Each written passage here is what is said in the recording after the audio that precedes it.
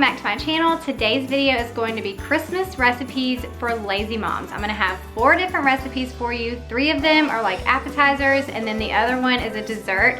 These are all recipes that look like they take a lot of time and effort to put together, but they're actually super simple. You could take them to parties, you could have them if you are hosting at your house, but they just really look so good. They're Christmassy. So the reason that I wanted to share this video with you guys is because my friend Jessie, she has an Instagram account, and her Instagram is Just Trying Recipes. She shares lots of recipes over there and tips and tricks for the kitchen, all of that kind of stuff.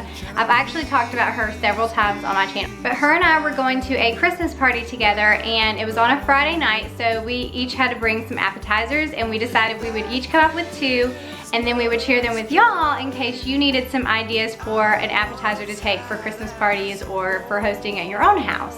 But we also wanted to make sure that these recipes were super easy to follow. They don't take a ton of time because we were doing this on a Friday. So our kids were at school. We both stay at home, but I know that a lot of you are working moms, or you have kids at home with you, so you're stay-at-home moms with the babies in the house. And we actually did do this with her little one at her house. So we made 2 of the recipes at her house and then 2 at mine, and put this video together for you guys, so hopefully it helps you guys out during this season. Now, although this is a Christmas recipes video, you could take every single one of these and use them year-round and just kind of change it up a little bit for the season, or just make it normal, and it doesn't have to be the festive way that we created them. But I'm gonna go ahead and jump right into this video, and if you are new, go ahead and click that subscribe button and give this video a thumbs up, and let me share these recipes with you guys. Alright, so the first recipe is going to be a grazing board. Now, a grazing board is just an assortment of different foods onto a platter, so you could have meats, cheeses, fruits, vegetables, nuts, anything that you want on there, and it just makes it easy for people to pick it up and snack.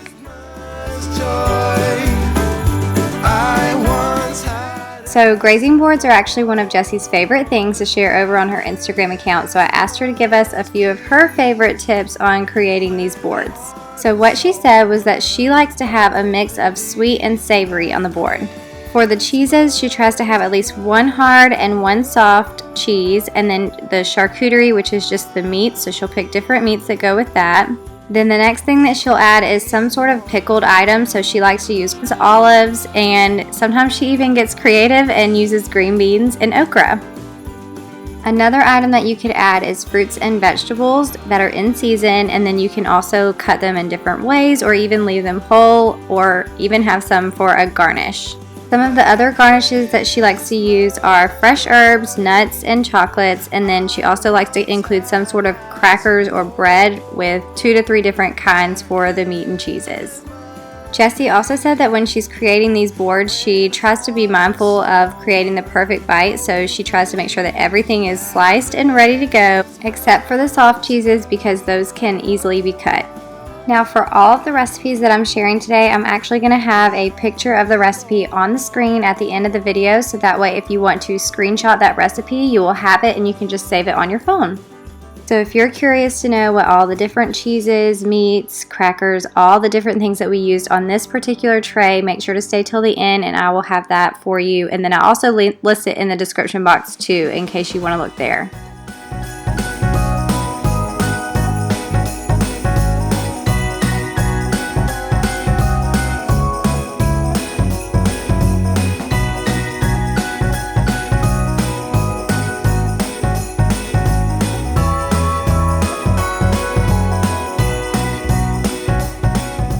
The second recipe is a veggie pizza wreath.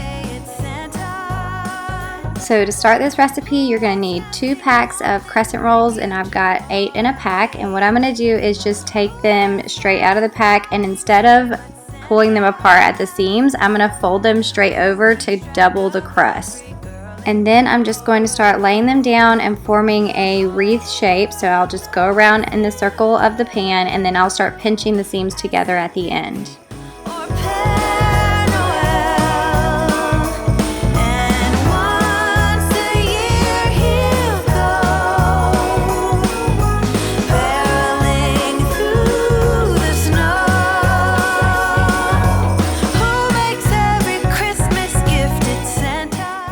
Next, I'm just going to put it in the oven on 375 for 8 to 10 minutes until it's golden brown. I'm going to take it out, and then I actually ended up just putting a paper towel on top and letting it cool for about an hour. You don't have to wait that long, but that's just what I did.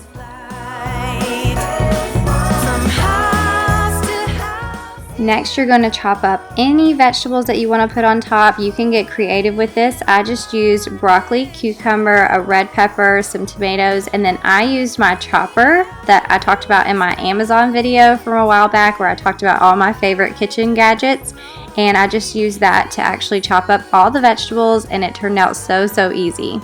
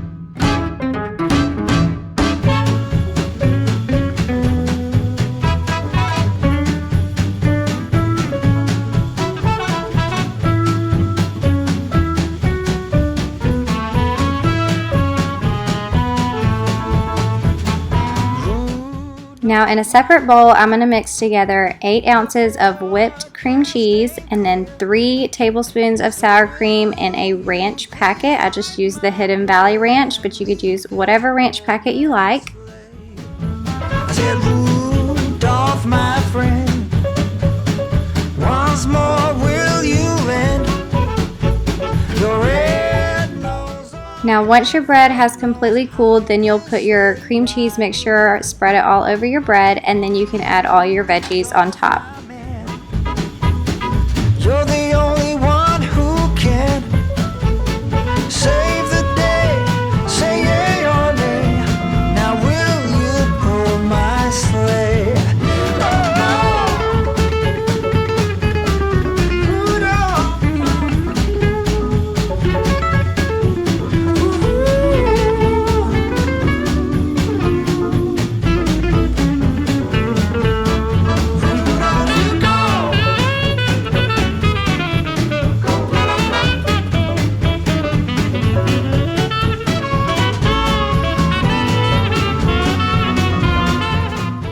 And then to form the little bow on the bottom, I just took little pieces of bell pepper and just shaped it to look like a bow.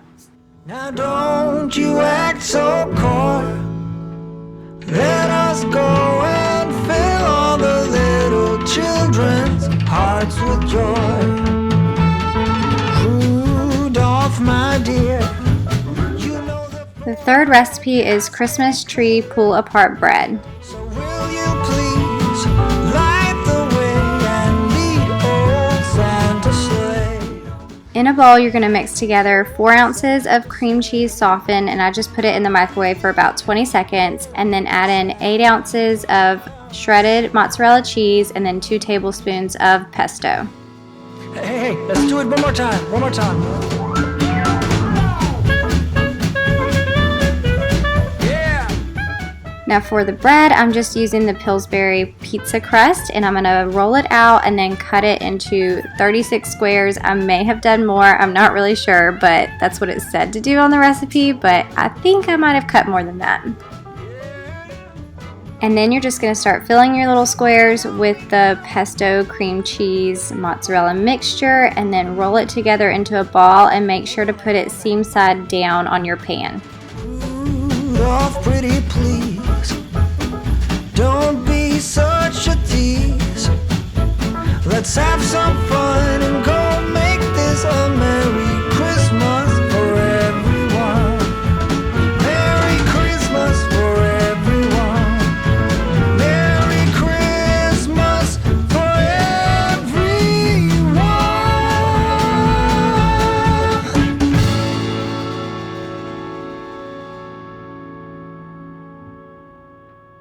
And then the next thing I did was just formed a Christmas tree shape out of my bread rolls and baked it in the oven on 375 for about 10 to 12 minutes, just until they're all golden brown.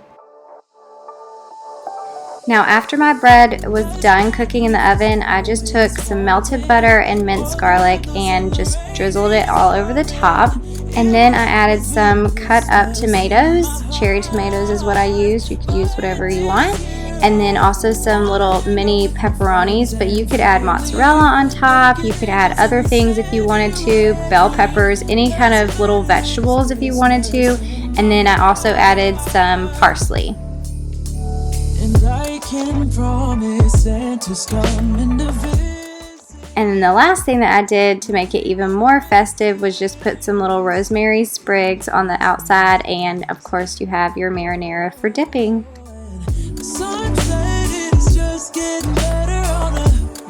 Alright, and the last recipe for today is going to be Christmas bark. Now this was seriously one of the easiest recipes. You're just going to take some chocolate chips, melt them in a bowl, and then line a piece of parchment paper on a pan, and then you're just going to spread that chocolate all over the pan and then put it in the freezer and let it get nice and cold and harden up.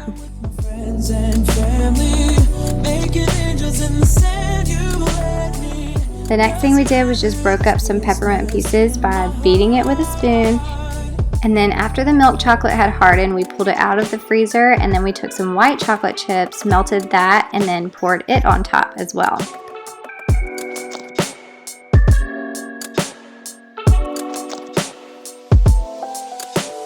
After you have your white chocolate spread out on top, you're just going to put your peppermint pieces all over the top and then put it back in the freezer, or you can put it in the fridge overnight.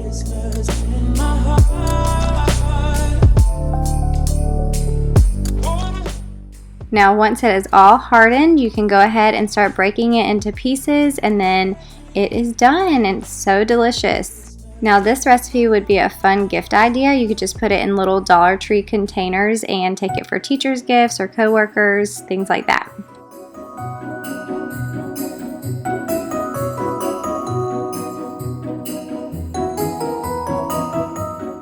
Alright y'all, so those are the 4 Christmas recipes that I wanted to share with you guys that look like they are Pinterest worthy and so hard to do, but they're actually super easy and everybody at the party will enjoy these.